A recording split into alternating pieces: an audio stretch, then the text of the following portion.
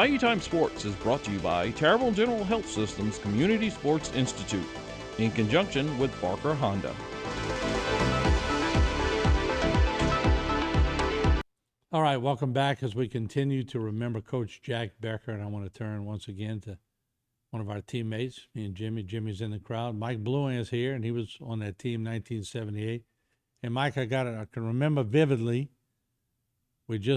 football was over. We moved into basketball, and Mac Boatner was 6 foot, 230 pounds, and Coach Becker called a huddle.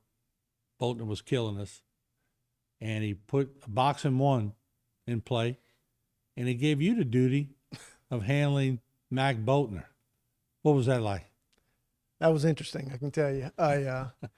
First of all, my condolences to the Becker family and the whole Vanderbilt family, because it's a tremendous loss, losing Jack. But you're right. He does that, and you're like, man, this guy was just a brick house, a linebacker, and just and he tells me to get in his jock strap. I'm like, what? Yeah. So, but it was interesting, and we were fortunate to come out of there with a win. But wasn't that his way of letting you know that he had faith in you to go out there and man up to him? Well, Martin and Jimmy can attest to this, and Terry too. Jack had faith in everybody, and he had you believing you could do anything you wanted to do if you had a plan and you prepared and you executed, and that was his trademark, and he had his own way of doing it.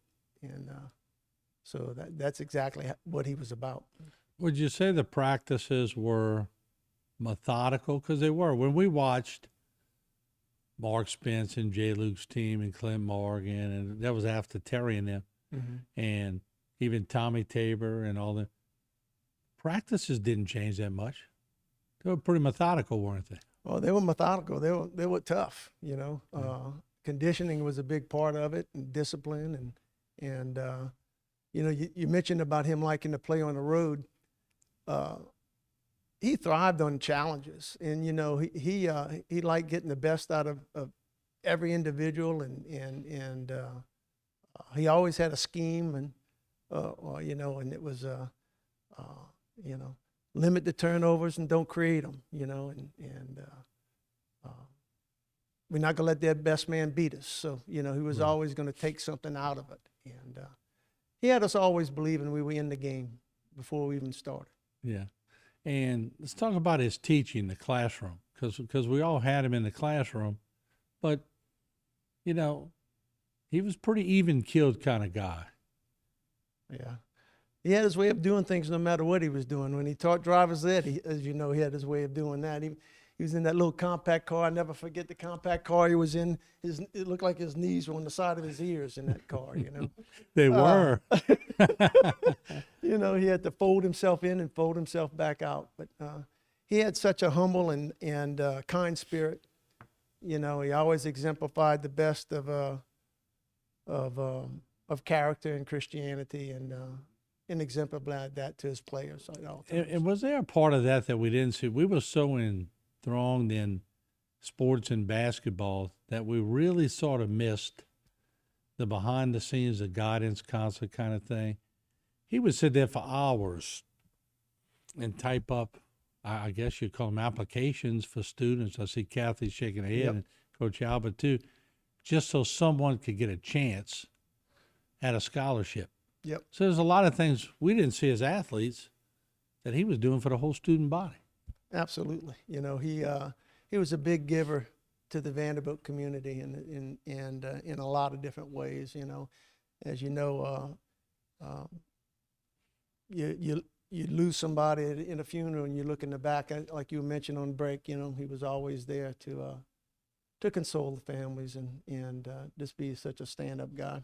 But his coaching philosophy was so unique in that he always empowered whatever group he was coaching, whether it was Terry's guys, which we watched, and along with Coach Albert and Coach Keith. But he always put them in a position where they could achieve, regardless of their talent level, and have a scheme against whoever they were playing. As you know, we played a lot of teams in our class. Jimmy can attest to that were much more talented than we were, Oh. And we came out on top because he always had the right scheme, and have we bought into it.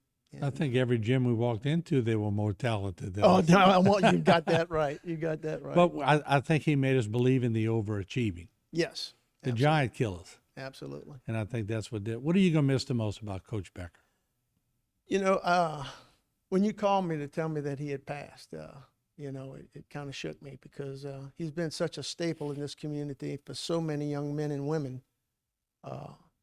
to achieve. And just that basic formula that he consistently drilled out, that, hard work, preparation, and then execution. And he exemplified that in his life. And he gave hope and encouragement to so many people through that philosophy that, in his quirky ways, that he had. But he always carried it home. And his humility, his Christian demeanor. But mainly his faith that he had in so many people. Terry, that whole group that went through, and went through with us, Jimmy, so many of these guys, are successful today through the foundation that Jack helped laid for them early on, and being a father figure to a lot of people. Yeah, well said. What we're going to do now, we'll take a short break. We'll come back. We're going to do a round robin just to get some final thoughts with everybody here on the desk. And remembering Coach Jack Becker. Don't go away.